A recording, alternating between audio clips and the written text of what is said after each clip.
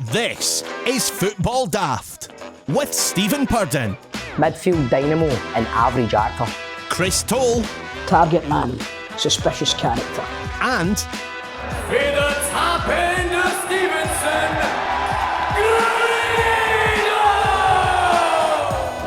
Grado! Welcome to Football Daft. It is the daftest Scottish football podcast around. I am producer John, and let's introduce the team, shall we? First of all, let's welcome a man currently raving about the new HBO show, The Landscapers. It is Chris Toll. Hello there. Hello there. Talk us through this show. It's Olivia Colman's in it, eh? Aye, but see, the thing is, I didn't realise it was a real story. I thought it was like a reimagining of the Fred and Rose West. Well, that's what I thought it was, is it not? Well, that's what it was originally supposed to be, I think, but they've changed it, and it's about these two people down in England that it's just so out there, man. Honestly, it's ridiculous. It's bananas. And now, for a man who has been spotted less than Callum Butcher has in a Dundee United top, it is Grado. Right. Good to have you back, brother. Good to have you back. A wee bit Your nervous. haircut that you were. Everybody was throwing all over Instagram yesterday. What a babe! What an absolute baby, a guy. So where did Keane get that picture of me? I don't know. It was on a hangway, some hairdresser's Instagram. Aye, it's the guy that cuts my hair, Raf, Mr. Blonde. He's put me in one of his adverts. Oh, has So he? I'm getting sent, and the thing is, I'm doing a face like that way, pouting, I'm trying to be stupid, but Mate, it's no, came out you were- as if you know, I'm you trying were- to look good. You were smouldering, mate. That's Aye. what you were smouldering. It's I a bit of a think Think you've I look lost good? weight as well, Grado. I think you've lost weight. Well, I've went from 18 stone 2 to 17 stone 1. I've just weighed myself there 10 minutes ago. Wow. That's a pantomime for you. Still eating shite, but, it's because I'm throwing about wee Bob on the stage twice a day for a lot of the days. But it's good to see you. Aye, so Stephen can't be here today. John, 'cause he's sorry been- for interrupting you. Yes. You were talking about TV shows there, man. Yeah. I started watching this TV show. It started last week on BBC Two. It's Two Doors Down, but they seem to have cut out the best character. I don't know what the hell's happened here. So here's a story. You've got to think about it like this too. Right, okay. Joy McAvoy, who plays my girlfriend Michelle, Yes. Alan Michelle, she was pregnant in real life, and we filmed the Christmas special first, and then we went on to film everything else. Of course, halfway through, Joy's waters broke on set. No, fuck. You listening? So because it's only 3 episodes are in the can completely. We've done 7 episodes, but only 3 are in the can because Joy had to get a stand in with Lassie for Barhead. And so she's obviously not doing the lines and stuff like that. She goes to the back of her head and stuff like this. I don't know how much I'm meant to be giving away here, breaking kayfabe with all 2 doors down and stuff like that. However, that is the reason why I wasn't involved in the first 2 episodes, but I will be on the festive special on Monday. Tell It me this one, right? See Right. if something like that happens on stage, like on set and stuff like that, and she Mhm. goes into labour and she goes away. Does she get full maternity pay? Oh, I don't know how that works, mate. There you go. But I was literally standing in the queue with her at lunchtime. And then after lunchtime, I went, "Where's Joy?" And he went, "Her water's broken the queue or something." And I didn't even know. She was standing right behind me. Did no one Just get to one my of, dinner. did no one get one of those wee yellow signs like wet for it? No. Too interesting to get fed. But anyway, The thing is, John, there's always a guy walking behind any woman that's working with Grado with a mop. So there you go, exclusive to Football Daft, behind the scenes of 2 Doors Down, what's going on, and we can expect to see Grado in the next episode, which is good news. Grado, Stephen can't be here today. Have you got any stories from the panto? Have you had a fight yet? Stephen says you've been okay because you've been in separate dressing rooms this year because of your ugly sisters and have got big costumes. Any stories to tell? Any fights yet? no, he's just murder to watch the football with. As I said on Rangers Daft, we watched some of the Hearts game at the weekend, and you would never believe what we're up to now. I mean, I thought I was bad watching the football, but told you want to see the nick him.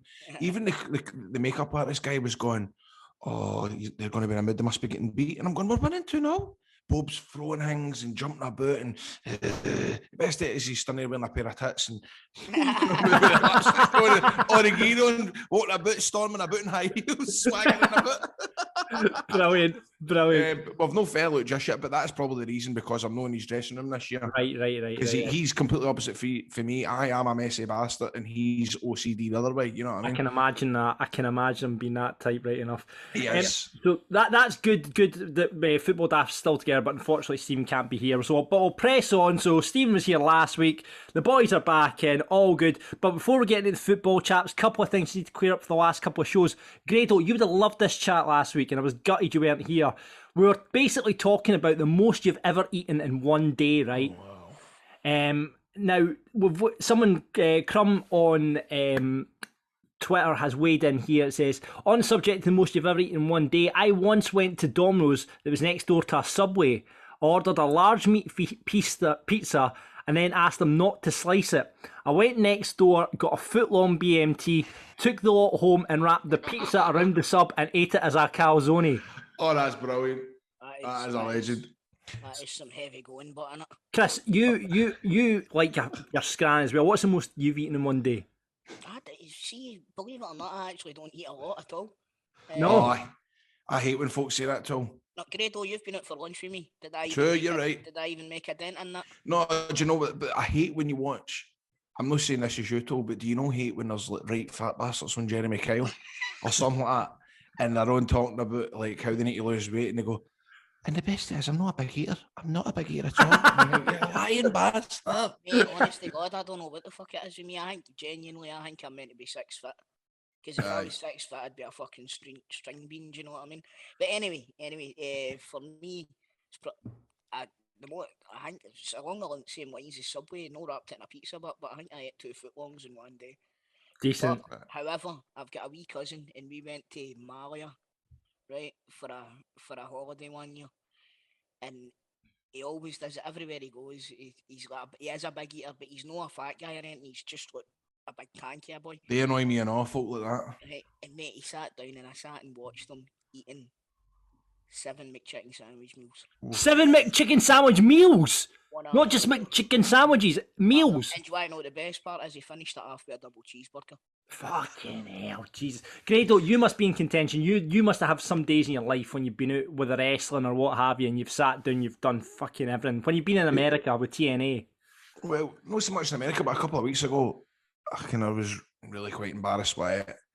Because I finished the radio at 10 o'clock and there was these halloumi fries at Burger King, right? And they're amazing. So what I done was I came out of the radio and I drove to Kilmarnock and I went into Burger King, right? And I got 9 halloumi fries and 2 double cheeseburgers, these double cheeseburger melts. So I sat in the car park and I tanned the halloumi fries and I tanned the 2 burgers, right? And I started driving home and I went, I could go that again. So I went to the Burger King in Irvine and I got the exact same order again. And do you know how dirty I felt? And you know that way I'm hiding all the evidence of the stuff I got in Kilmarnock, you know? And you know that way I feel as if they're on to me. And then I'm thinking, oh my God, you think they'll talk to one? And they're like, oh, Grado's just been for a drive through Kilmarnock. And then somebody's like, are you seeing in Irvine? and I do all that thing where I go, right, what is it she wants again? As if I'm all done for Stephanie. Oh, brilliant, brilliant. Well played. What is it she likes again? She likes, is it the halloumi fries? and you call it the wrong name and all. To throw them off the scent. It's like, I did that with Easter eggs and all right. It's Easter eggs. See, because you can get them for now, by the way, you can get Easter eggs now. Cream eggs are out. But I did that thing where I like, say it's like around like January the 18th, and I'm like, I could go an Easter egg. And so I'll end up like buying 2. And I'll be standing at the checkout and I'll be going, right, that'll do my nephew, that'll do my niece. Because I don't want to admit that I'm buying an Easter egg. But during the lockdown, Just Eat, sometimes it's breakfast, lunch and dinner, and it really, really killed me when I think about it now. Remember, before the lockdown, I was looking great. I was stunning. Remember the pictures? I look at the memories. It was beautiful. And it's just that whole that you can get breakfast to your door, man. That's what I was doing. I was getting my breakfast, and I was going to be something for my lunch, and then at night I'll go, we'll be bag of chips. You'd send me a picture of every order, you fucker. Listen, if you can beat Grado or you can beat I don't think that's the worst, to be honest with you. But it happens that often that I can't remember. Yeah. But listen, if you want to tell us what is the most you've eaten in one day, we'll keep this chat going the next week. See, also the funniest thing ever, I remember being at a music festival a couple of years ago, and I can't remember how I was with this guy. I can't remember if it was Donington or Download. was years ago, and see that thing what that guy's done with the pizza. Aye. It was that's what the guy done. He fucking stood in front of me and he wrapped his pizza up like a fucking sausage roll and started eating it, kind of like Wow. his That's putting me right in the mood for a pizza. I know, we're all into it. We've been talking all about comedy hamster deaths over the last couple of weeks. We've got another one in. Do you want to hear it? Mm-hmm. What's a comedy hamster death? We've had this. See, you've missed all this chat, Grado. We've had lots of people. We were talking about one of the daft stories about a comedy hamster death. It was Pablo from Lark Hall who came back from the dead as a small hamster that came back from the dead. And then we got into the conversation of hamster deaths and how hamsters die in the most comical of ways.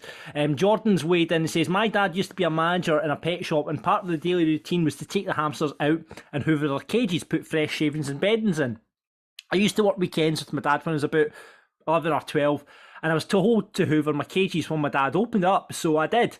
Pulled the hamsters out, put them in the separate queening cage. Now, I don't know if you know Chinese and Russian hamsters, but they're like normal Syrian hamsters, but just a lot smaller, right? To cut a long story short, there was 6 hamsters in the cage when I was finished, but when I finished, there was only 4. When I looked in the hoover hose, I noticed the wee face of a hamster trying to scurry out, so I helped it out. Jesus. But unfortunately, it was only the top half of the hamster that came out. Oh my God. No. Needless to say, I was traumatised. My dad also accidentally pulled the tail queen off a chinchilla, but that's a story for another day. So, thanks for that, for Jordan.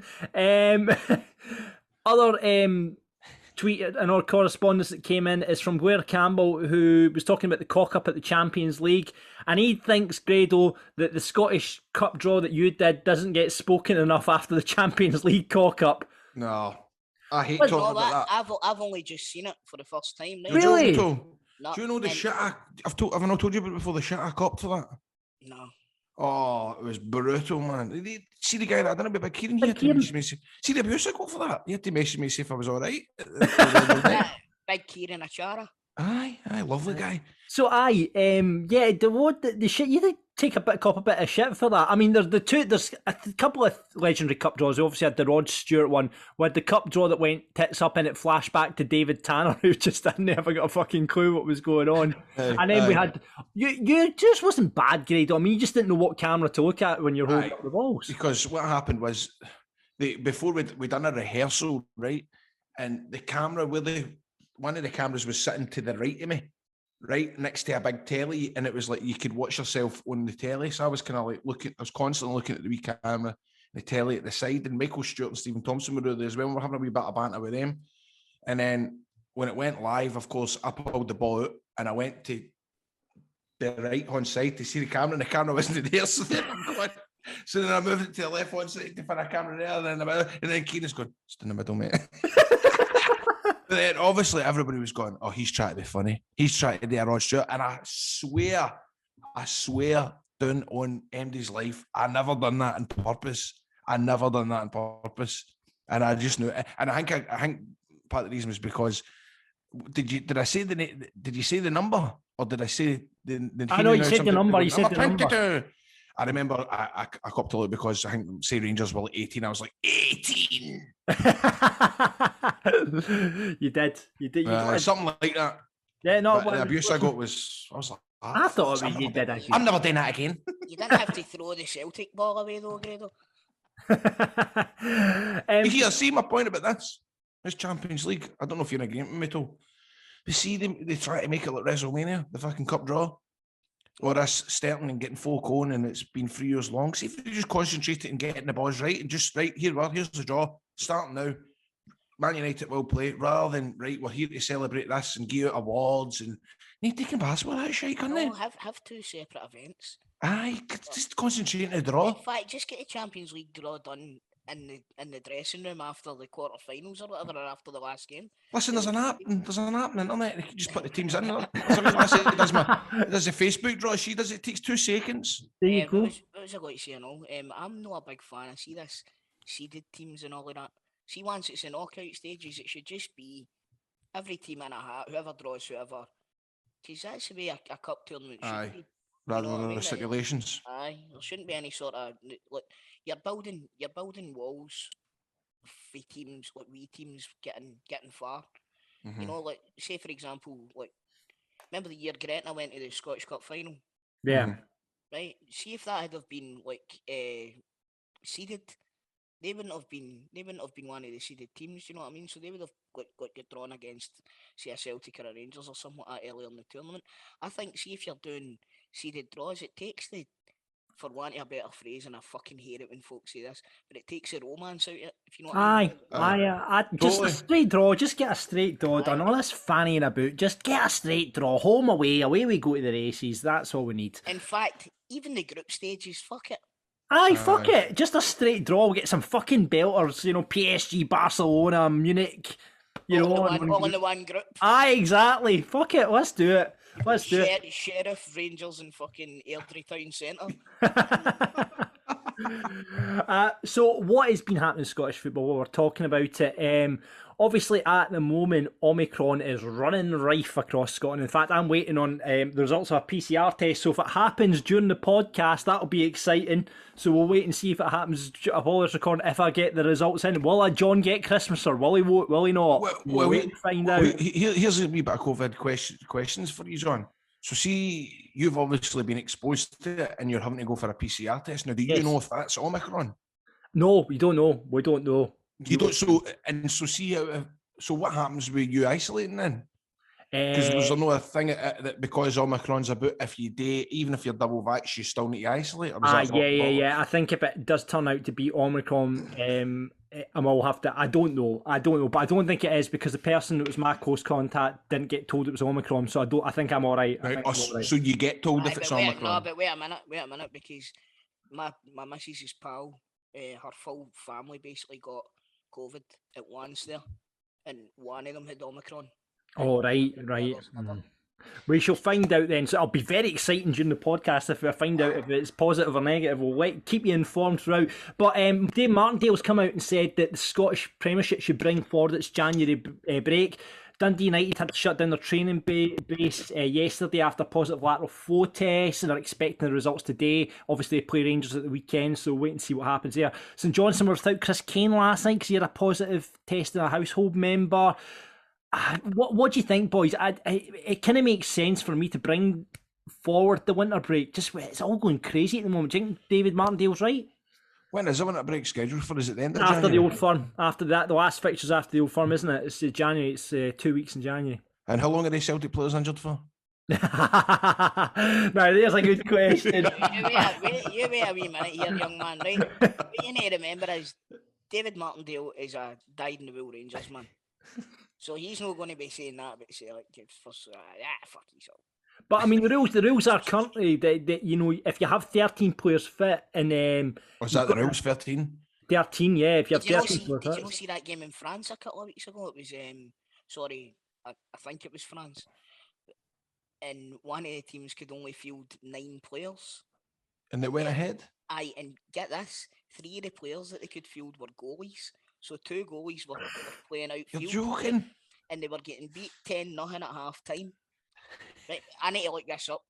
You just made this up. This is incredible no, stuff. I swear to God, hold on. Right, so we're saying Grado's saying no to bringing the January break forward. Chris is probably saying yes, so he gets the Celtic players. And we'll see what happens. I mean, it could get to the point it doesn't. Are they going to make an announcement if the game on Saturday? Because I'm kind of worried about that as well. Obviously, you don't want. I mean, look, you want it to be as fair as possible, but you know, with Rangers, we had players out for the first Old Firm game of the season. What's going to be the deal with the Dundee United game? Is it going to be like the Man U game last week? Is there rumours they're going to cancel the game, postpone it because of Dundee United's COVID situation? Is that being announced? I talk to myself here. No, we don't know. I was looking for that fucking story there. I'm starting to think I have made that up, by the way. I think you drank. You maybe dreaming about that, mate? No, definitely no. Definitely. And then it was 10-0, and then the goalies had to come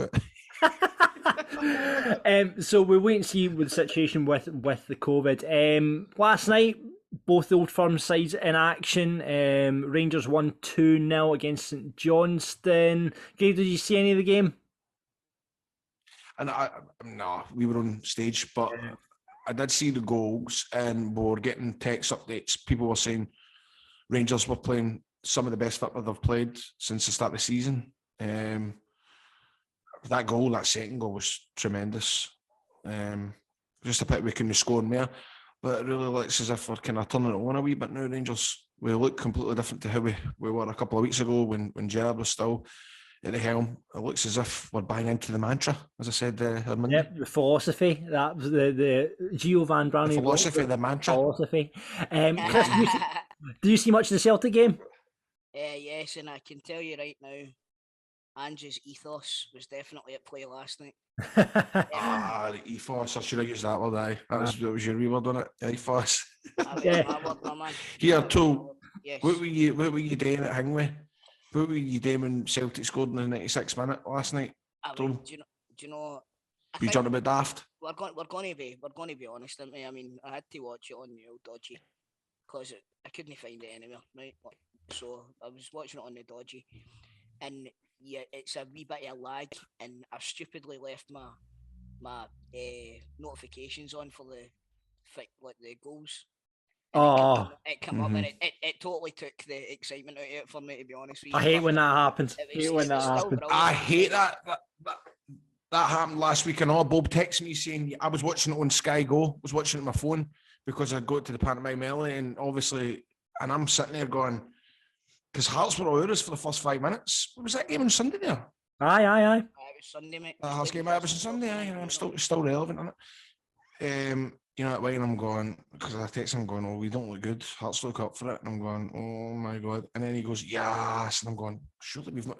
And we did get the part of scoring. It does take it off it, but at the same amount of times you get noised up with that, the delay in Sky Go or whatever dodgy stick you're watching, does take it off it. It does. Absolutely. But I mean, there was a bit of disorder. Obviously, there was a bit of pitch invasions. A lot of people criticising that. A guy's been arrested and will appear in court later date. You can understand it. You know, at 97th minute, it just seems that every game that comes around for Rangers and Celtic at the moment seems massive. Whether it's Ross County away, St Johnstone at home, just every game. Have you got that feeling as Rangers and Celtic supporters that every game seems to be massive at the pressures on both sides? Aye, mate. See, to be honest with you, It's been like that for the last 2 years for me. Aye. Europe was like a welcome distraction, to be honest with you, at times. The pressure that's on these players this season, both sets of players, by the way, not just Celtic, but the pressure that's on them is unbelievable, and it was palpable last night when Ralston got that goal at the end. It was more an outcry of relief kind of thing than it was. You know, Yeah. Understand what I mean? Like, remember when the Rangers fans done it at Partick Thistle as well back then? It's just pure. There's nothing beats a last minute goal. I know. Yeah. I've just checked. Celtic have scored another goal. Celtic I've just made it 3-1. Aye, I mean, there's a lot of criticism coming, but that was a text I got earlier on. Where did the 7 minutes come from? I don't know. I have no. Was there 7 minutes in it? Well, they scored 4 minutes into the 7th, 4 seconds into the 7th minute, right? And I believe when the linesman lifts the board up, he says there will be a minimum of 6 minutes injury time played. So they scored on the 90s. I thought it was in 96. 96 plus 4 seconds was when they scored. So that's the 97th minute. Right. Yeah. So, but I mean, you need that. Chris need that at the end. So, still all to play. They needed it. They definitely needed it, John. We did. 7 minutes for it. Anyway. I was dead. League Cup final, obviously, the weekend. Chris, David Gray's going to lead out Hibs, it looks like. So talk's still continuing with Sean Maloney. I think there's an announcement expected today. I believe Ron Gordon's back in Scotland to potentially appoint Sean Maloney today. Chat is he'll bring in Gary Caldwell as his assistant as well. What do you make of Sean Maloney being appointed Hibs manager? Good move. Definitely a good move. I wouldn't have been upset if he'd have been announced as a Celtic manager at the start of the season. But, you know, it's good that David Gray is leading out Hibs at the Cup final. He's not done anything since White Ladder, has he?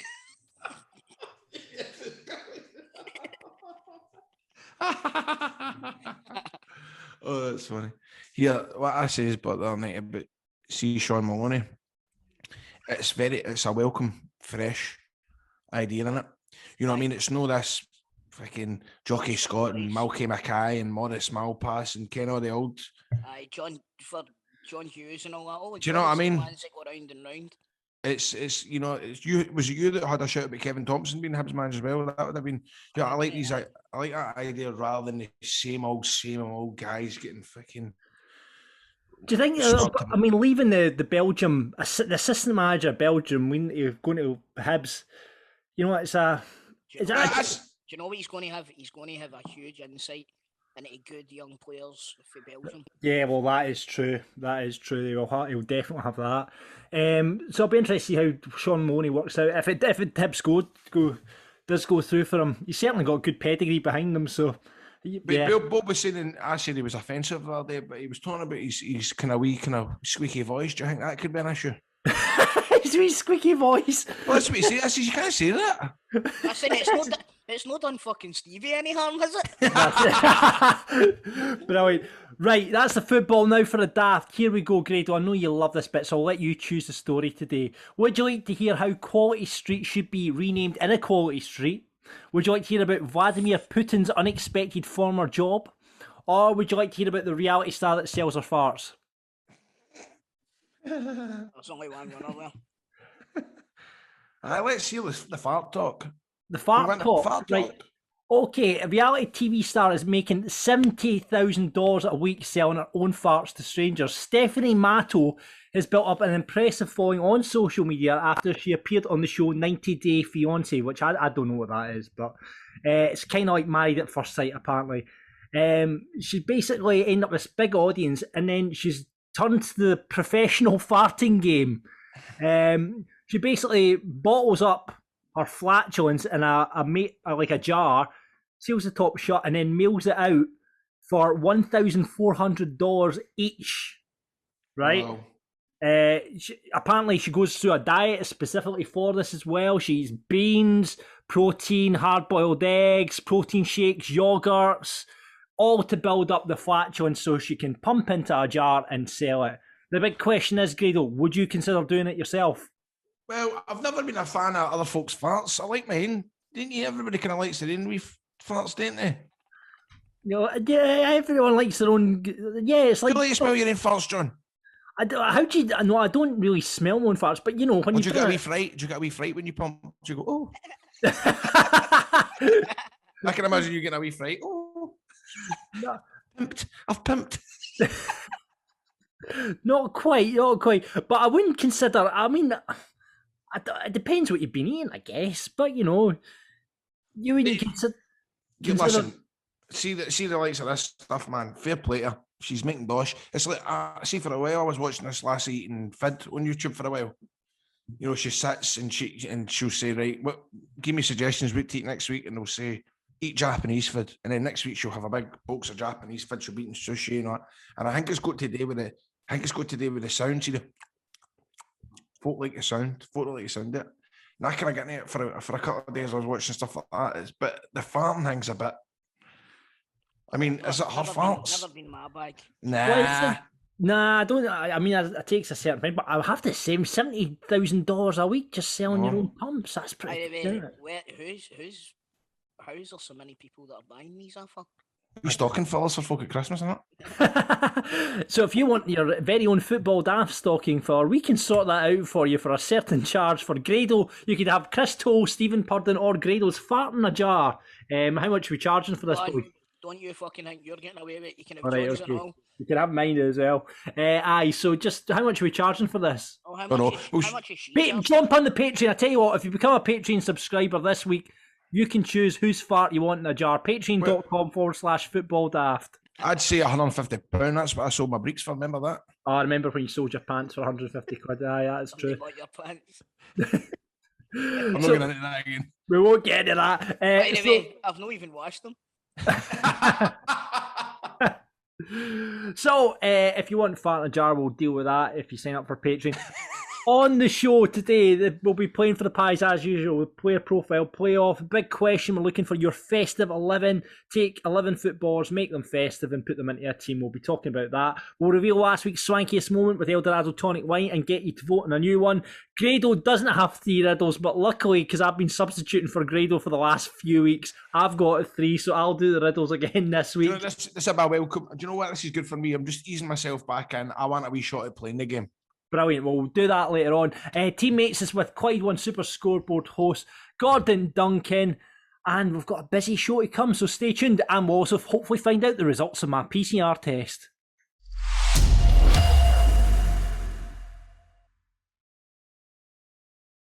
Remember, if you've been in a road traffic accident and it's not your fault, well, G4 Claims, they can make that process very simple for you. They can provide you with complete accident management support that you require, and they're going to recover their costs from the at-fault party. G4 Claims will sort out a like-for-like vehicle replacement, and they'll also organise your vehicle to be repaired at one of their approved body shops and returned straight to your front door.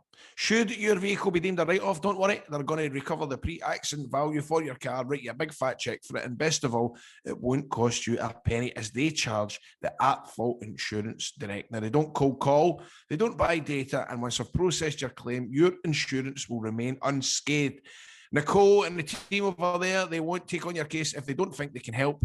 If you've been in a road traffic accident or know somebody that has, get onto G4 Claims on 01698 767 172. That's 01698 767 172. Get them at notatfaultclaim.com or find them on social media at G4 Claims. And also, thanks to Nicole and G4 Claims for sending a wee baby gift through the door. I actually feel bad about it. I actually feel bad about this because they sent it to Go Radio about like a week after the Wayne was born, and I stuffed so much stuff into the back of my boot.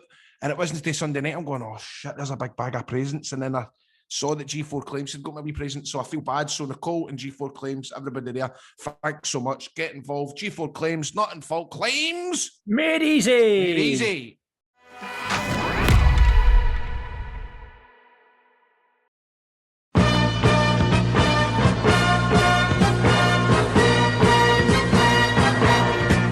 It's the Football Daft Open Line, the open line, of course, where anything goes. Who is winning the League Cup final on Sunday, Chris Toll? Celtic! Grado, who thinks winning? I don't give a fuck. Is Sean Maloney the right man for Hibs? We talked about that earlier. And is Die Hard a Christmas movie? I've never saw it, and I don't want to get into it, but I've never saw it. Chris? For me, it's a movie about a guy trying to get back to his wife and Wayne for Christmas. So is it a Christmas movie? I think it's a Christmas movie. What about Lethal Weapon? Where do you stand on Lethal Weapon being Lethal Weapon's 100%. Lethal Weapon's more a Christmas movie than Die Hard is. Right, here we go. So there's a debate for next week. Let's go to our caller on the open line today, and it is a Rangers supporter. It is Colin Peacock. Well, Colin. Thanks very much, guys. How are you? Very well, mate. What are you saying to it? No much, mate. No much. What do you think of the Dortmund draw? The Dortmund draw? I was getting Dortmund. Well, do you know what? We're talking about it on Rangers Daft. I think it's another wee kind of signal that Rangers are back. I know that sounds told you'll be going to be talking about, but I mean in terms of getting a draw where we've got an elite team. We're playing. Glamour. It's a glamour. It's a mega glamour tie. We've had good, we've been involved with big teams in the last couple of years in the Europa League, but finally getting somebody like Dortmund, I'm just going to enjoy the occasion, man. I really am. That's all you can do. That is all you can do. But see what you're saying there about about like realising, right, that's Rangers back with the glamour draw. That's what all the Bodo Glimt fans were saying. What do you think about it, Biggin? I think it's brilliant, mate. A lot of my mates are like, no, you want an easy team. But there isn't any easy teams, is there, to be honest? You know what I mean? So you want Higgins. You want fucking that big, massive, tall guy who scores 100 goals a season to come. You know what I mean? Even if he does score 5, but at least they're still there, now, you know what I mean? But see, as you say, but you're right, but because all the ties are difficult. See, for me, when it gets to this point with European football, it's just an added bonus because it's like Stoll was saying earlier on about how it was a welcome diversion for the league. Sometimes because I feel as if when you're watching Europe, you can enjoy it a wee bit more. with the likes of like freaking playing Hearts on Sunday, my heart was in my gob, even at 2-0. I mean, it wasn't as bad as Bauble, but because it's just every game you need to win. Europe, you can enjoy it a wee bit more. Hopefully, nobody gets injured, and the atmosphere is always superb as well. So bring it on, man! It'll be brilliant. Hopefully nobody gets injured in Europe. For fuck's sake, man. Enough injuries, aren't you? I know, mate. I think there's somebody going into the dressing room every morning with a baseball bat. See how I was listening to an interview with Ange Postecoglou a couple of days ago, because when did Kyogo get injured? Was it a fortnight ago? No, Thursday. Right, so and they were talking about he could still play on Sunday. Aye. Is that going to how the fuck is that? That's like the quickest return to hamstring ever. I know, I don't know what the fuck's going on. I think he's maybe just a superhero, mate, that he heals dead quick. Aye, so it is. Colin, do you think, talking about he does heal dead quick? I mean, you've seen how many times he's been hit and fell to the ground and get straight back up. Colin, do you think if Rangers were to get, say, like Dortmund obviously have a quality side, you know, I mean, they should be a Champions League side. Do you think if they were to get pumped, that would be a big dent in confidence and kind of affect your league form, though? I don't think so. I think see the Rangers getting Dortmund, I think Rangers could actually step up. Because I've seen it before with Rangers, Malmo and all that carry on. We always end up getting gubbed. We try and score, but we never do fucking score. And we always end up getting hammered and getting put out. But when you're playing big teams like Dortmund and all that, they always stand up to the plate. So who's to say we see them? It might be impossible, but we could. It could happen. I was going to say, Colin, before you mentioned that, this is going to be a huge yardstick to see how far Rangers have actually came. You know what I mean? So it's exciting, isn't it? It's exciting, man. Because it's exciting from my point of view, because I'm hoping that it goes to script and Dortmund absolutely fucking trounces. Do you know what I mean? But for your point of view, it's exciting for what I just said. You can see how far these have actually came. But I know what you're saying, Colin, about because it's such a glamour tie. You know, the players will be buzzing with that draw, and this is their chance as well. You know, the likes of Malmo and stuff. I mean, that was one of the worst nights in our history. I mean, honestly, at half time you're thinking we could go on and do this. In the second half, we were just absolutely red rotten. But the only thing I'm worried about as well, though, is the crowd. What's going to happen, because they know reducing allocation to crowds in Germany. They know taking it quite. What? Well, I think this is a good thing for you, because see that Westfalen Stadium when it's full. It's mega, isn't it? It's super impressive, man. It really is. I've been there myself. Do you know what I mean? So was it Dortmund you were meant to be the ball boy? Aye. So you were. I forgot about that too. By the way, I got a letter through the door the other day. They wanted me to do it against Rangers. Colin, just while we're on, we were talking about it on Rangers Daft. Like last kind of 5 games, obviously Giovanni Brown brought his last 6 games. I mean, you're unbeaten. Do you think you would have been in the same state you are now under Gerrard, or do you think? I think with Gerrard, right? Amazing what he done. See, when he was coming to Ibrox, I was like, oh wow. It was something new, you know what I mean? Something massive for the club to get as well we wanted to be. And at the end, I just thought it was going a bit stale. If you get what I mean, it wasn't doing anything. So, Colin, do you know what it is? Sorry to cut you off, but do you know what it was? The fear of missing, and it's still obviously we're playing with Gio, right? And we look as if we've turned it around a wee bit, right? But I think the biggest thing that we feared with Gerrard, and it still kind of hurts a wee bit, is the brand. It's the Gerrard brand. It's having Stevie G and looking down and seeing him in the touchline. You know, it was a kind of cool thing to see Steven Gerrard managing Ibrox. That was the biggest thing to get out. But speaking of the Malmo game, ever since the Malmo game, I feel as if that was a game where he'd been done. He's not get his Champions League, and I get the feeling that it was just kind of seeing out his time until something else came about, and he's went to Villa. I think he knew for a wee while that he was going to be leaving, and I think a lot of the players had realised that as well.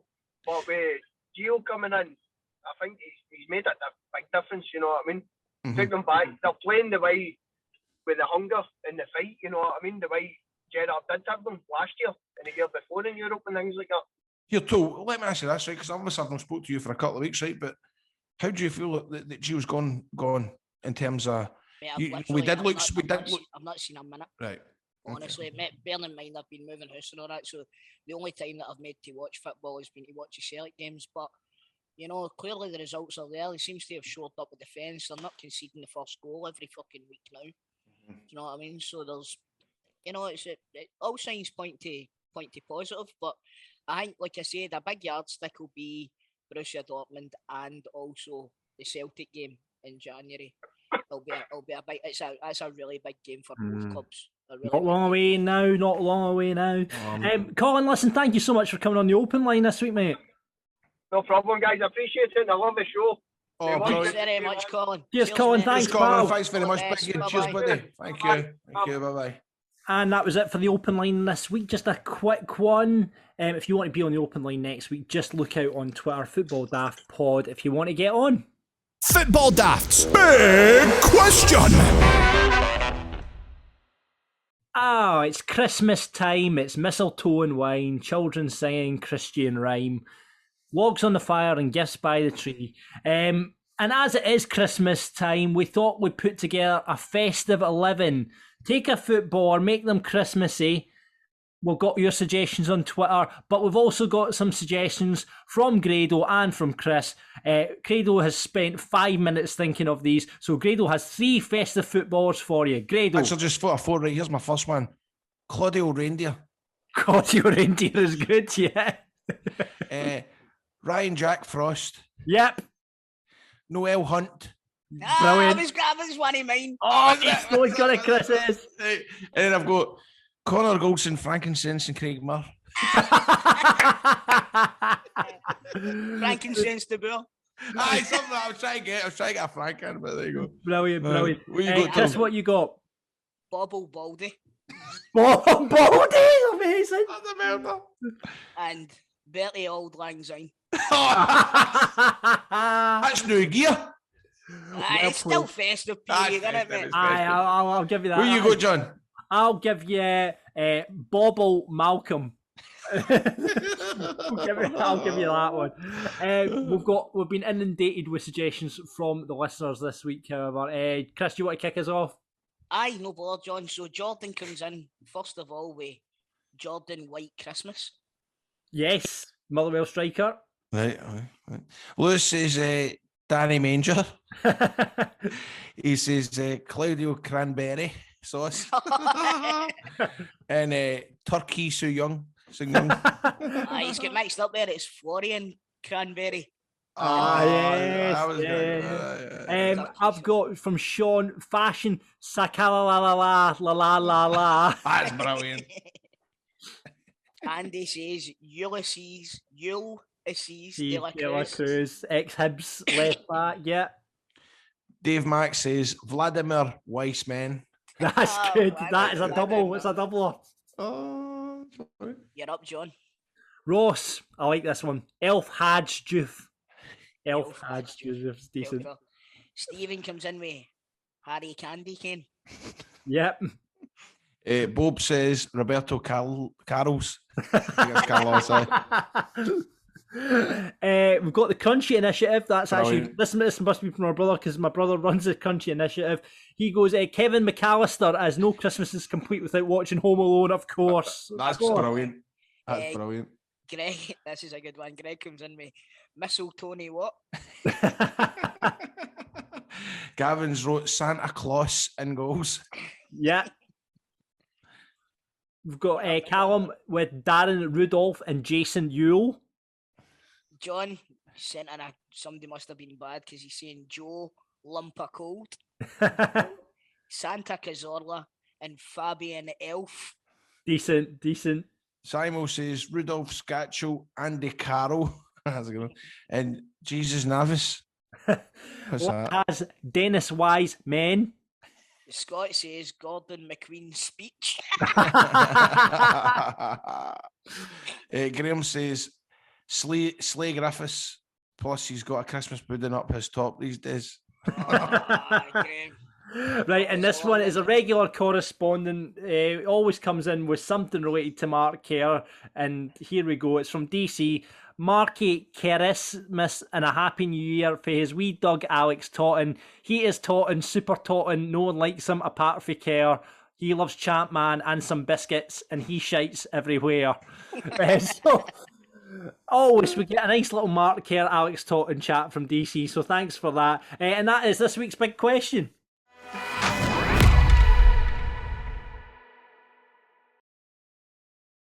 I need to tell you, using your internet without ExpressVPN is like leaving the keys in your motor while you run into the gas station for a snack.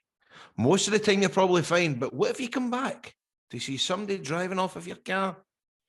Every time you connect to an unencrypted network, cafes, hotels, airports, any hacker on the same network can gain access to your personal data. They can get passwords, your financial details, the full lot. It doesn't take much technical knowledge to hack somebody. Just some cheap hardware is needed. A smart 12-year-old could do it. Your data is valuable. Hackers can make up to $1,000 per person selling personal information on the dark web. Ooh, creepy stuff. Now, why use ExpressVPN? Well, it creates a secure encrypted tunnel between your device and the internet. Hackers can't steal that sensitive data that you have. It's super secure. It'd take a hacker with a supercomputer over 1 billion years to get past ExpressVPN's encryption. It's easy to use. Just fire up the app, click one button, and you will be protected. And it works on phones, laptops, tablets, many more, so that you can stay secure on the go. And this is the reason why I love ExpressVPN, because you know what? Hackers out there, it's easy, as I've been saying, for them to get the passwords. You need to watch what you're doing with your passwords, right? See all this, using all the small cases. You need a small case, you need an uppercase, you need a number, and you need a special symbol.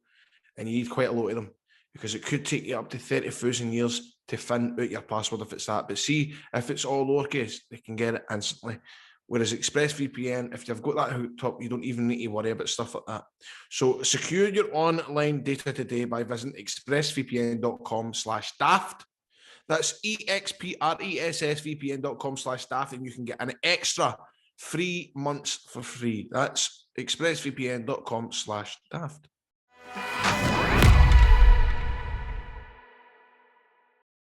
It is the Player Profile Playoff with PieSports.com. They will bring you the taste of Scottish football right to your door every week if you want it. You can pick from a range of pies, the range of formations. Check out the executive box: 6 buffet steak pies, 6 buffet chicken curry pies, 6 buffet macaroni pies, and you'll get 5 bovrils with that as well. Get in. I want to leave my belly, boy. That is our contestant today. That is Gary. He will not need to phone 01417399999 or check out piesports.com if he wins pies on the game today, because we like to give away pies on the show. So Gary is going to go up against one of the boys. Gary, you're a Rangers supporter. How you feeling about this, pal? I'm a bit nervous. I think I might age it, but see, my nightmare is if I get Chris Toll and he hammers me, and I don't want to let the team down.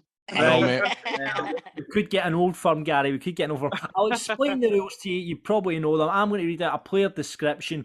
If you know the player, you buzz in, you tell us the player. If it's the wrong player, however, you're out the game and the play continues, and it's the first to 2 that wins. But first of all, we need to find out who you're playing, Gary. I'm going to flip a coin. Heads, it's Grado. Tails, it's Toll.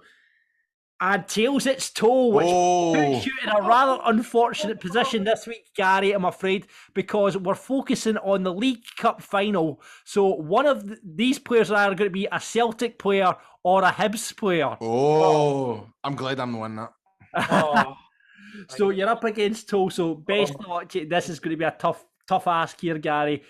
So fingers crossed for you. So you're playing for the pies. Buzzers. What's going to be your buzzer, Gary? Says he to I, could you go a pie? Right, okay. Chris, what's your buzzer? Yes. Yes, right, okay, good buzzer, right. Okay, There's a tactic to it, John. Right. His buzzer takes far too long to finish. Oh, Right. Okay. Oh, Right. here, should I just put mine to 56? Just change your buzzer to 56 if you want, Gary. Absolutely. No, if you want to win the prize, you fucking. Right, here we go. First player out, boys. Is ready. This player made his debut in 2019 and currently has over 30 league appearances. Hailing from Coatbridge, he is now 21 and has been... Yes. Chris Stephen Toll. Welsh. Oh, that is impressive. It is Stephen Welsh. 1-0. Obviously, a fellow Coatbridge boy. Right, here we go. Next player out. come on, Gary boy. Come on, Gary. This player started his career at Partick Thistle before loan moves at the Shire, Ayr United and Dumbarton. He then moved to Wraith, scoring 29 goals in 34 league appearances. Yes. 56. Oh, I think that was Gary. What was that, Gary? I think that was Gary. I think that was Gary. All right then. Was it? Oh shit! Nah, you're gonna have to pass it. It's just went right out of my head. What about if I give you his initials? Aye, go for it. KN. Kane. Oh no, it's not the player I was thinking about. No, it's not. No, it's not the player. Kevin Nisbet. Kevin Nisbet is the right answer. 2-0 to Toll, Gary. Oh no! Listen, I we should do one more.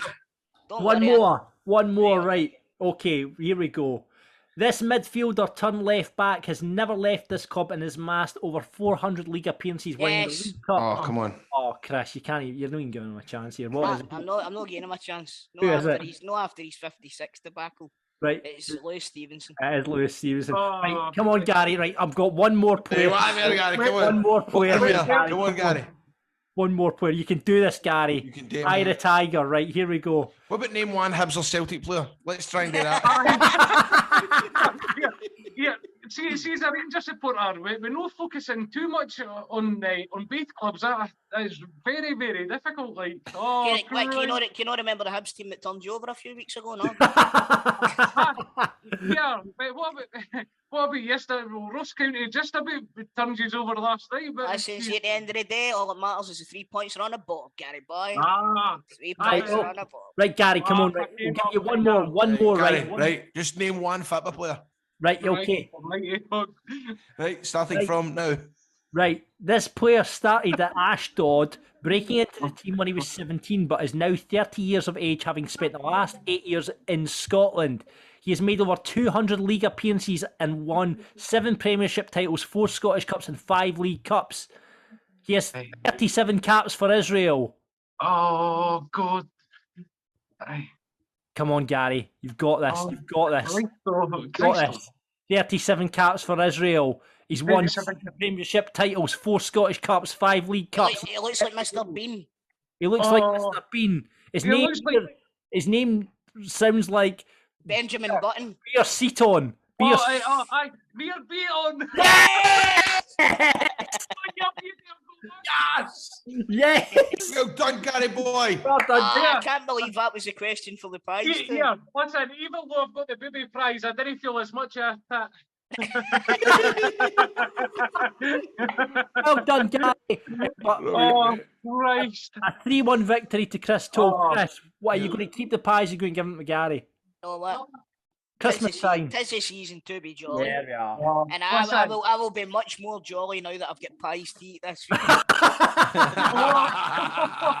I'm only joking. Not yours, Gary boy. Yeah, listen, I'll tell you something. It's honestly been a pleasure. I mean, you can't.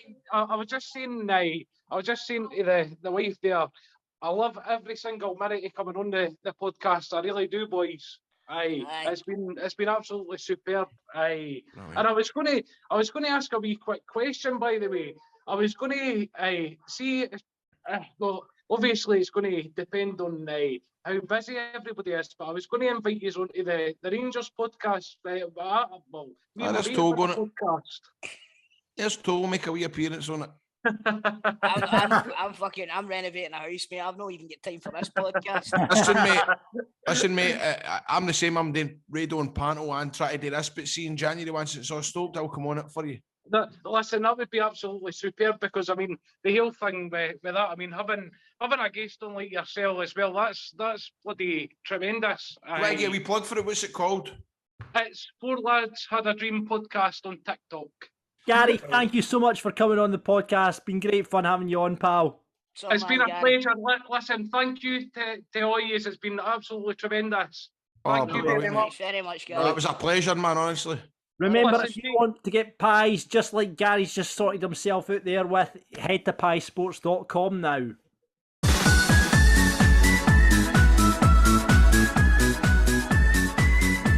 It's now time for Grado's 3 riddles on Football Daft.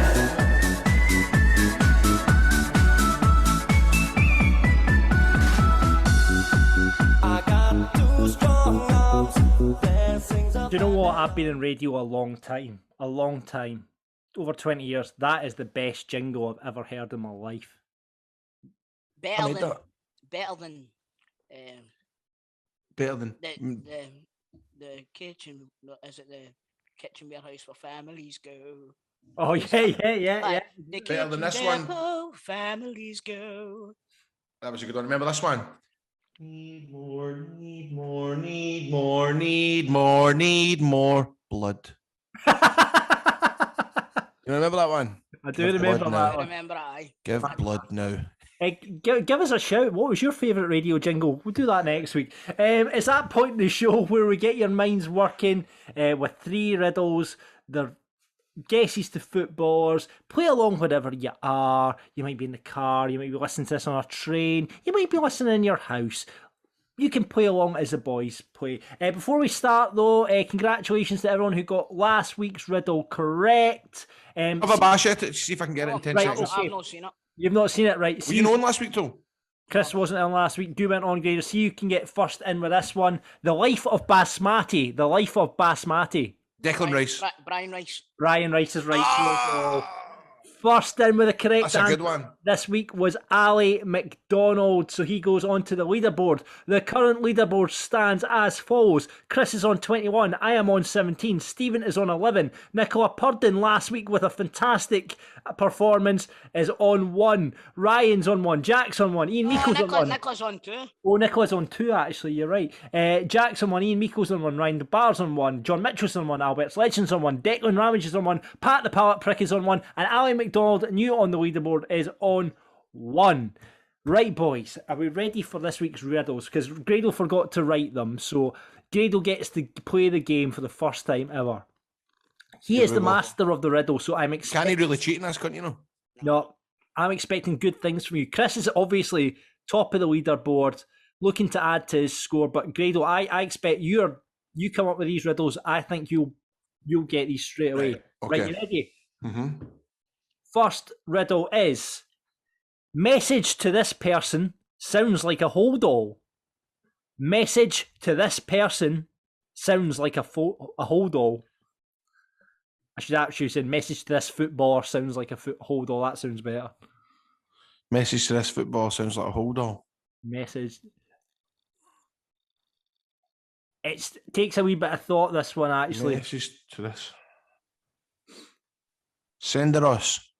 Oh, that's decent, but it's not right. Sounds like a hold-all. This is quite tough when I'm rereading this. This is a really tough one. See, that's what happens, isn't it? Right, let's put our heads together here, Graham. Right, let's work this out together, then. That's a good idea. Sounds like a hold-all. Right, what's words for a hold-all? So a bag. Satchel. Satchel, ready? Ready, Satchel. Yes!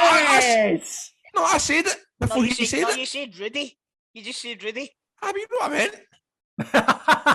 Rudy Scatchel, obviously Message to Rudy by The Specials. Sounds like never heard of that song in my life. You never heard Message to You, Rudy? Oh, what a song. No, I would never have got it through that. Oh, but there you go. Rudy Scatchel for that one. Right, here we go. Next one. 1 point to Chris there. This saint has a problem. This saint has a problem. Oh, this is tough as well. I must have been steaming when I wrote these, by the way. This saint has a problem. Peter Pollock. Oh, you've got the first part. Peter. Has a problem. Peter. This Peter has a problem. A problem. What's an R name for a problem? I don't. So that's why I'm saying I must have been steaming when I wrote these, because it's not anything to do with another word for a problem. It's just a stupid thing. Peter Hitch. No. I don't know. Peter. But this is tough, guys. I'll have to admit, I'll hold my hand. These are ridiculous. I'll change the clue. I'll change the riddle to this saint is from Texas. Peter Houston. Yes! Oh, that was a good wait one. a minute. Houston, we have Houston's a problem. That's a good one, actually. Right, okay. You done it right. Right. I'm sorry, Craig. I'm making a tit of your feature. I'm really sorry for this. That's not the psychology yet, but anyway, keep going. Right, okay. Right, last one. Short Alexander is in the rough. Alexander is in the rough. Alex Sands. No. Alex Grass. No.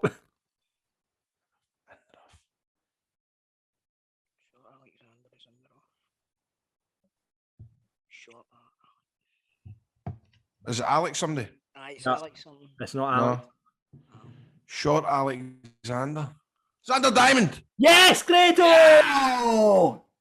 Well, Diamond in the rough. Well played. Diamond in the rough. Brilliant. So Grado, that you got a point. I'm sure did I know you Xander Diamond a couple of weeks ago? Oh, did you? Oh, right. Okay. That doesn't matter. Oh, it doesn't matter. So well done, Chris is up to 23 then. Grado's on the board with a point. And we have a riddle for the punters for next week. Get on Football Daft Pod, get on YouTube now. If you're listening to the podcast, be the first one in with the answer. You'll get on the leaderboard. Penis is making flour. Penis is making flour.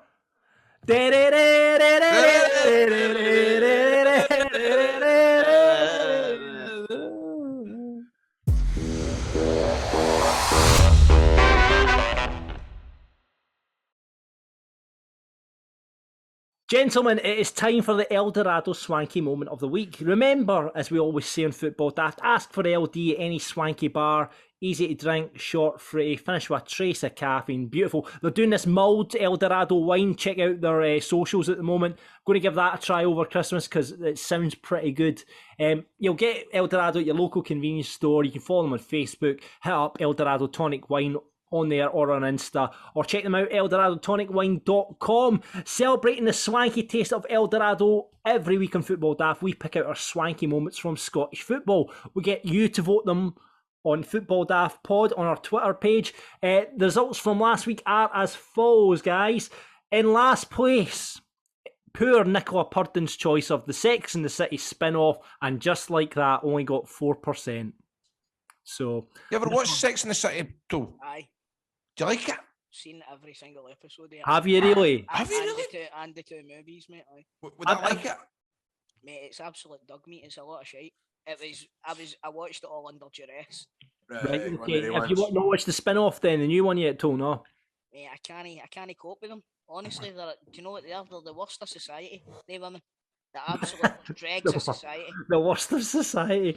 So there you go. That was Nicola Purden's choice in last place. Stephen's choice last week was, and I'm surprised this didn't win, judging on our audience, he went for Lee Griffiths coming out of retirement and that got 14%. So that was third choice. Second choice, in second place, it was Ewan Cameron being owned by Livingston. That was my option for last week.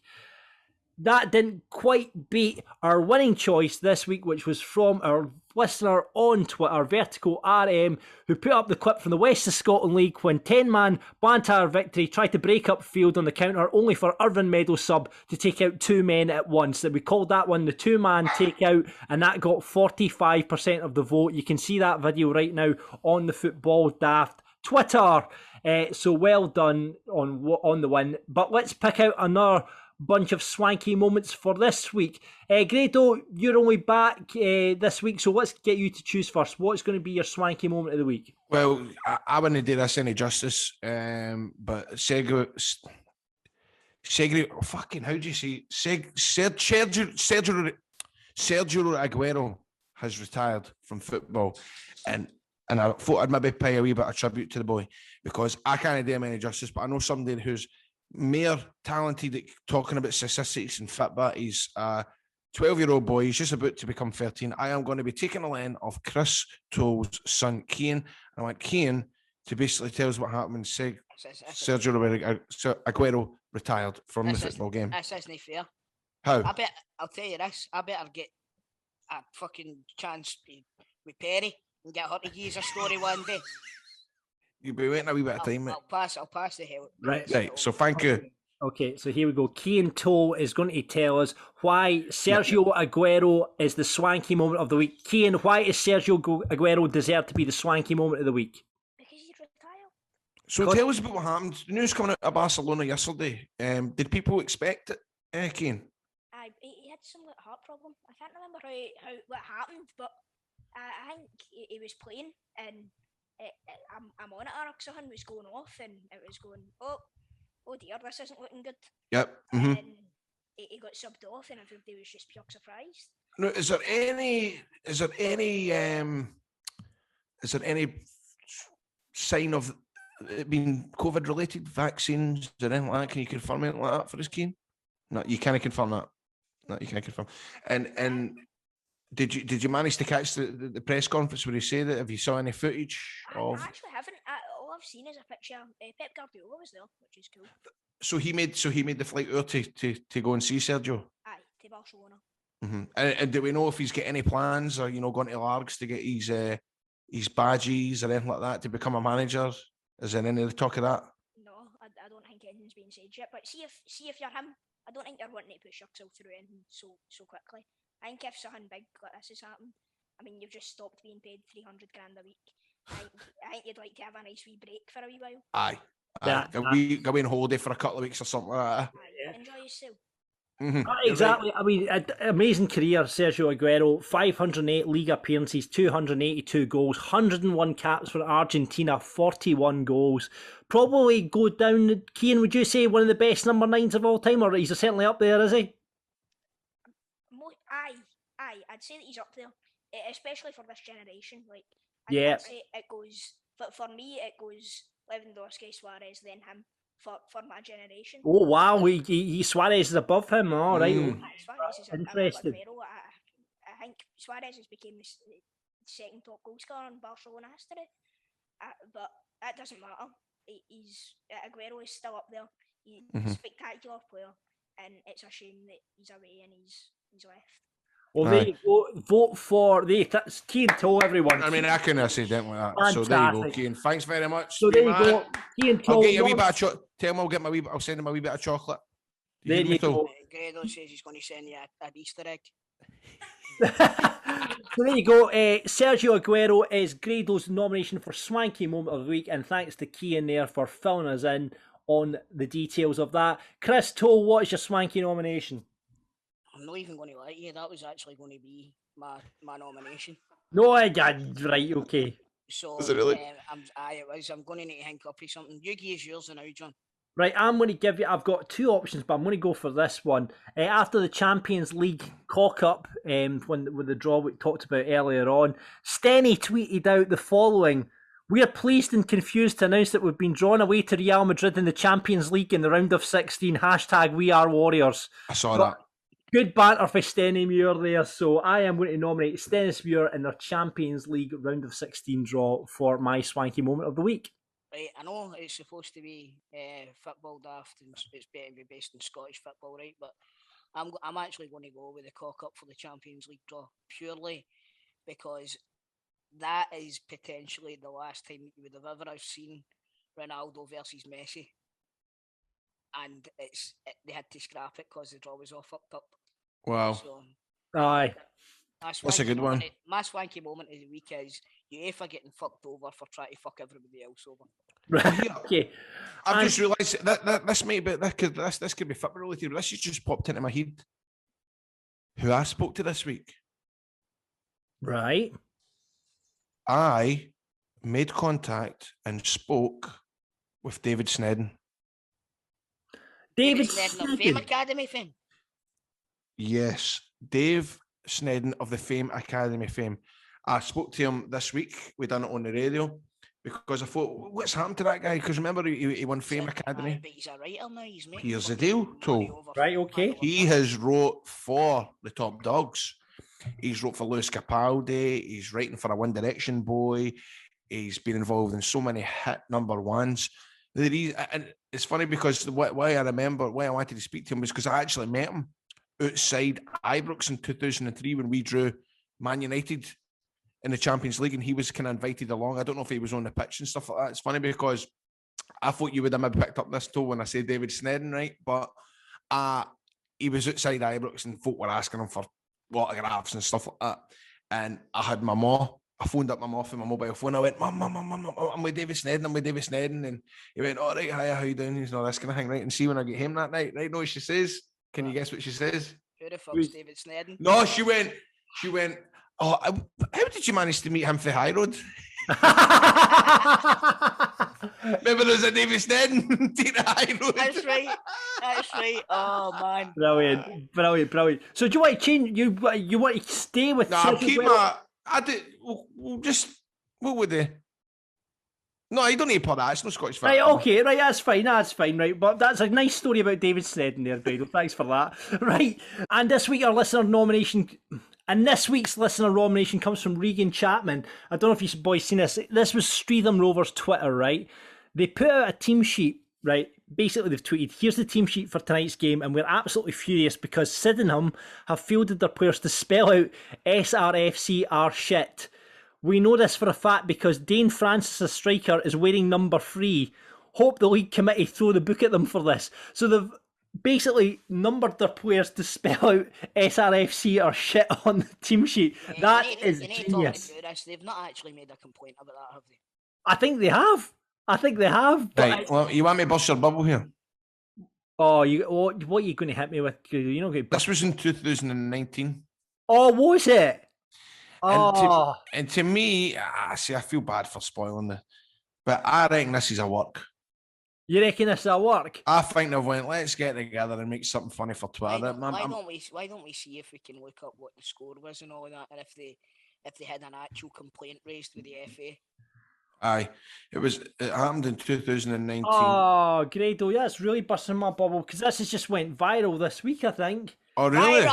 It's went viral. So, that's really disappointing that I found out for 2019. But listen, we'll put it forward for the listeners' swanky moment this week. That's from Regan Chapman. So we're doing some investigating before next week's show. We'll find out what the score was in that game, and if it was what we're calling the wrestling business a work. That's something that's pretend. So he's trained for a couple of days to wrestle Lord Provost, and he's saying what we call in the wrestling business. Have you been training, John? No, I've not been training. I've not been training for anything. Right, John, anyway. You showed me the pictures of you jumping up and down on your bed.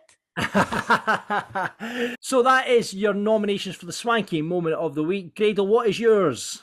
Sergio says, cheerio, away you go. Christo, what is yours? UEFA making a rip-roaring arsehole of it.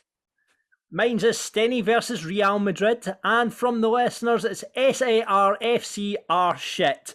Get voting on them right now. Head to our Twitter at FootballDaftPod. Get voting for your swanky moment of the week, and remember, Eldorado Tonic Wine, Scotland's own, is now Football Daft.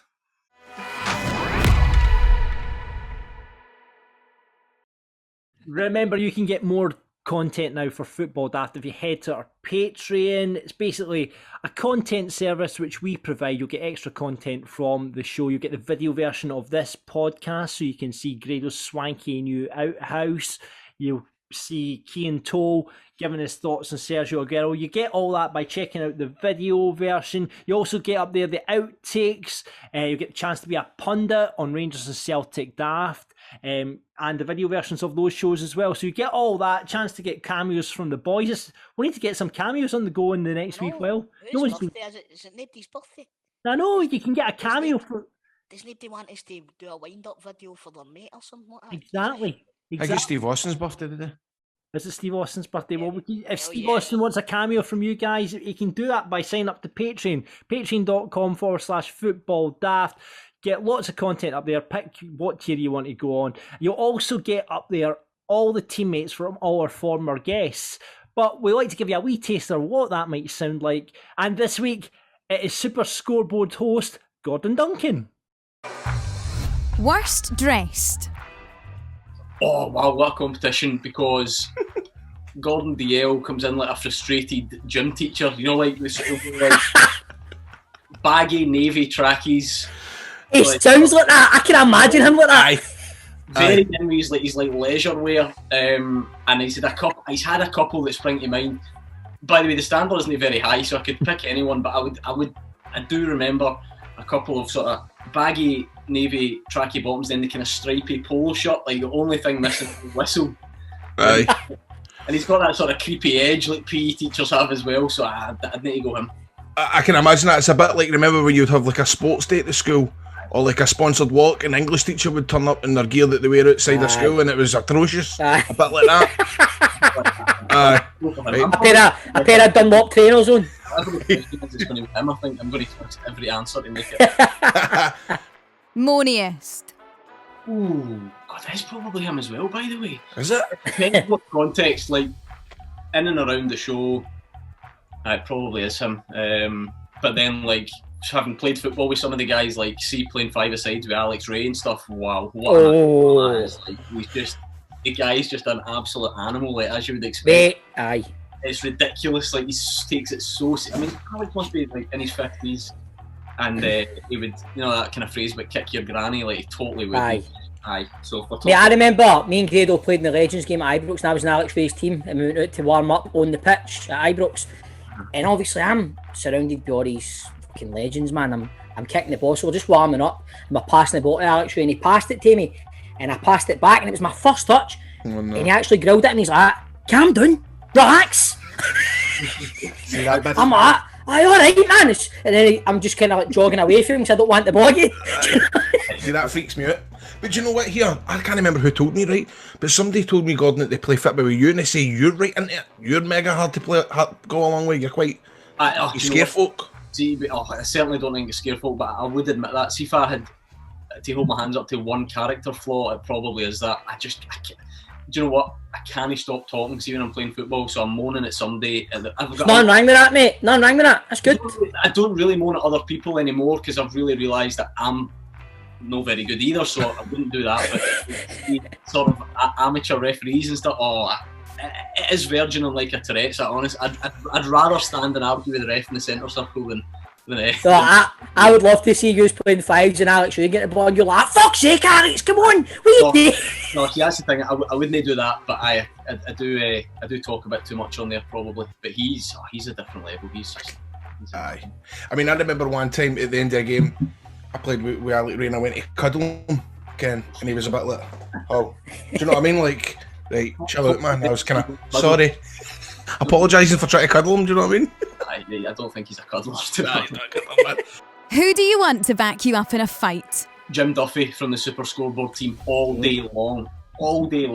That was right away, by the way, wasn't it? Aye. No hesitation. Do you remember him and Neil Lennon? Yes, watched that a couple of weeks ago. Right, but I mean, I feel bad saying it, but I'd love to have seen it play out. Imagine it just got to go. Aye. And I think Neil Lennon can probably go as well, but I'd go for the Mary Hill brawler. My money'd be on Duffy as well. My money's on Duffy. I know. I remember as well the press conference after it. I know he was kind of. I was, oh man, that would have been brilliant. Like the waistcoat, whenever they had the three-piece suit on. That's right. I got sent to them because they actually played each other again only about 10 days later at Caplo, and I went to. It was a replay, wasn't it? And it was like all eyes were on it. You know, it was going to be this big deal. It was going to get there early, like filming it, and because of the way Caplo is, like. Hibs had to arrive and walk right up the touchline, and Duff was just waiting at the end of the tunnel, and everybody's thinking, what's going to happen? And in the end, they just did a wee cuddle, and that was it. So whatever. Best looking? Oh, you must be joking from the Super Scoreboard. Absolutely. Go to shock. Oh, aye, absolutely. He's cute, you know what I mean? Aye, in a kind of grandpa way, he's cute. Aye. Well turned out, very presentable. He's always got a collar on. He's eventually ditched the tie after many years, but you know, wee scarf, wee corduroy jacket, aye.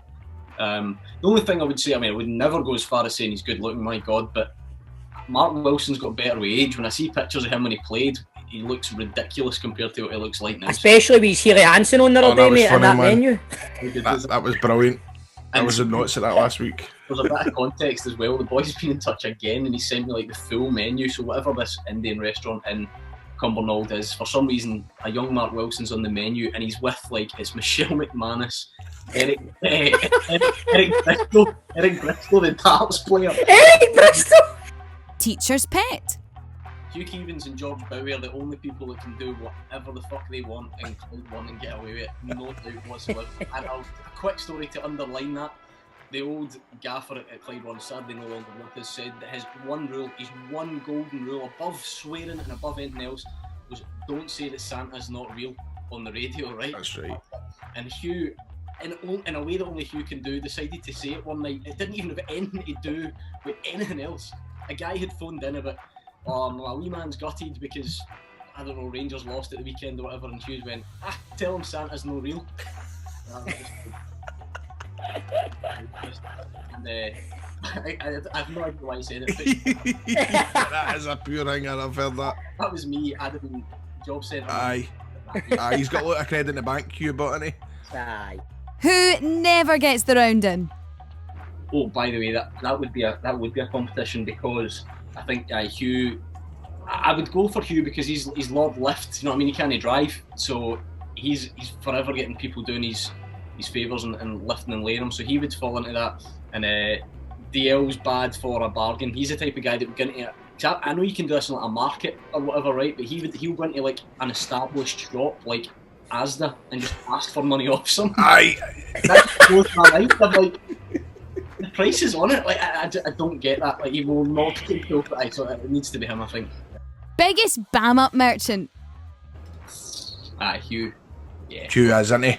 Aye. He's brilliant on Twitter, by the way. He is. He's really good on Twitter. Like you were saying the other night, man, he went viral with that. Was it the Jordan White tweet? That was brilliant, man. Why are you so specky? Was it because I have... Aye. Just bad eyesight was all he Bad eyesight? Just bad eyesight. Fuck. Top shagger. You! You! We'll go for you! Apart from Hugh, that's the obvious one. I mean, it would be ridiculous of me to ignore 4 Wives DL, wouldn't it? I mean, what's the reason for that? I mean, 4 Wives DL. In fact, no, he's looking for number 4 or something like that. So I. Best you've played with? Well, that's got to be Hugh to an extent, to be fair. Aye. But that doesn't mean. But you know what? Sometimes I do love arguing with him and think he talks rubbish at times. But if I had to pick one of them, it needs to be Hugh. He's the godfather, isn't he?